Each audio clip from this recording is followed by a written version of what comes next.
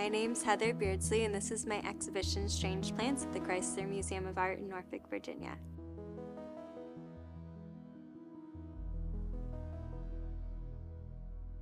So this is a body of work I began in 2018 after visiting the Chernobyl exclusion zone in late 2017. I was really inspired by seeing the snapshot of what 30 years without humans looked like in the landscape of Pripyat, the nearest town to the nuclear reactor that melted down. The next spring, I was doing this residency in Budapest, and without really realizing at first where it was coming from, I just started doodling plants growing over these photographs of Budapest that I found, and I would carry them with me in my bag to cafes or to parks, and from there it grew to making these little dioramas in matchboxes and embroidering on photographs. And over the last 5 years, it's continued to grow just in scale and in medium, and every city that I've gone to since then with my work has been added into the series.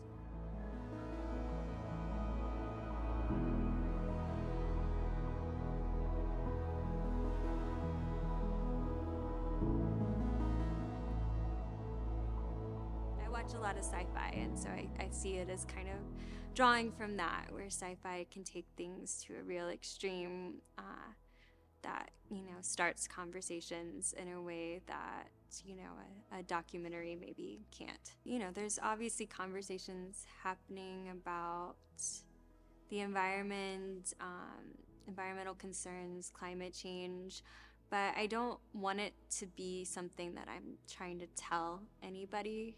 I think what I want is just to kind of create a feeling that can sit with people and maybe grow over time. And that's where, the fascination with the details, I think, comes in. Because if I can spark, the imagination and, make some images that are intriguing and that stay in somebody's head, I feel like that actually can resonate on a much deeper level than giving them, a bunch of statistics or getting very didactic about what the actual problems are.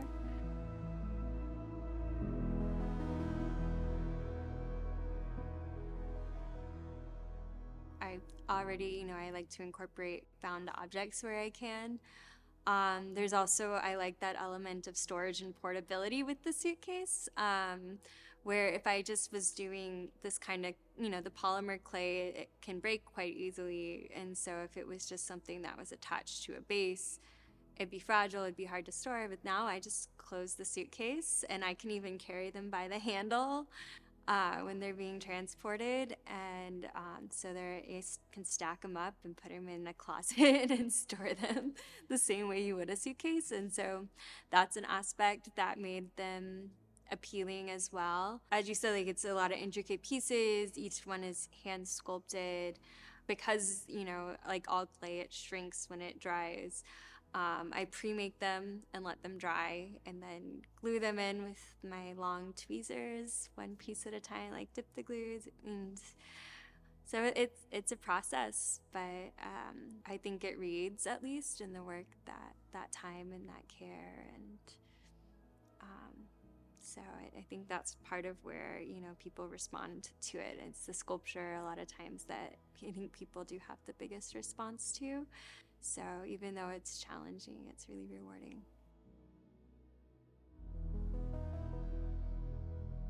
Strange Plants, Paris. I took these 3D prints of Paris, 3 different sections of the city: La Défense, the Arc de Triomphe, and the Eiffel Tower.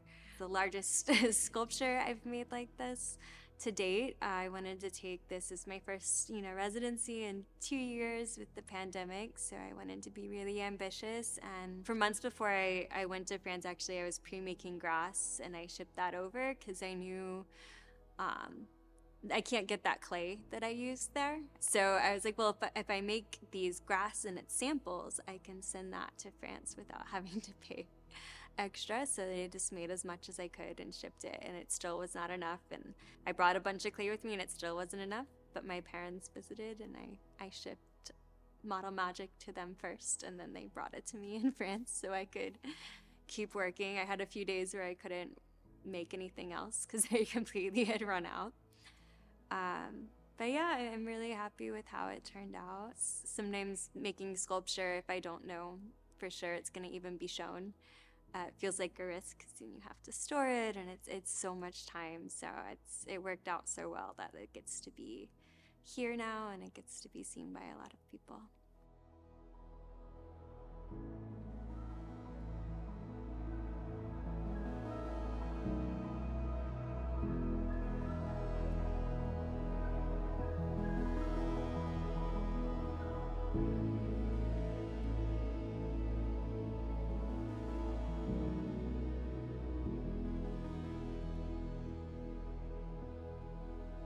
Yeah, the dollhouse was made by my dad for me when I was 5 years old.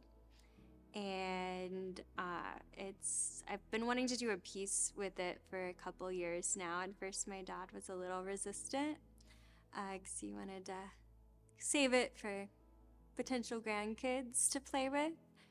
But when I found out that I was going to have this opportunity to have this show here, I just felt like it was time to do it.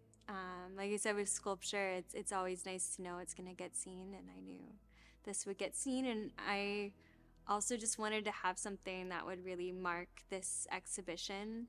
I wanted to have something, made special just for this, and it felt really appropriate to get that made and to have that be included here. And my dad is credited as a collaborator on it, so that was very exciting for him. He thinks it's pretty hilarious and loves telling everybody that he has work at the Chrysler Museum.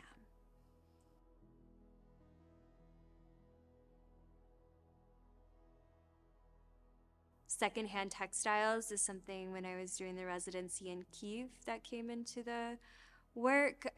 They have a really, Eastern Europe just generally has such strong traditions of handwork that have really continued in a way that they haven't in Western Europe or in the US. And so I wanted to call back to that. And they have just, markets every Saturday, and there'll just be a stack of these textiles on the side of the road, this really beautiful handmade objects that don't seem like they're being valued or taken care of because they're done by women in the home.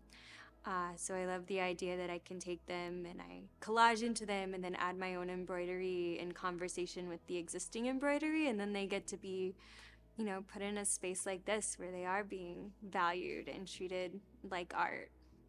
Context is so important, I guess, is what I'm saying with art. A painting that's in, a tacky frame at a thrift store could get put in a nice frame on a museum wall, and you see it differently. It gets treated differently. It gets valued differently. And so I think that having them here lets us have that conversation about what kind of work gets called art, and how that can change based on who's making it. I feel really grateful to the Chrysler Museum and Chelsea Pierce for this opportunity. My mom, the day this opened, was like, I brought you here in a stroller. And so, getting my first solo exhibition to be here it's very meaningful. And, I don't always get to go to my shows. My family definitely doesn't. And my community, people who watched me grow up, people I went to high school with, like, they've all gotten to come and see this. And so I'm just, yeah, really, really very grateful that this has all come together the way it did, and very proud of the show and how everything came together.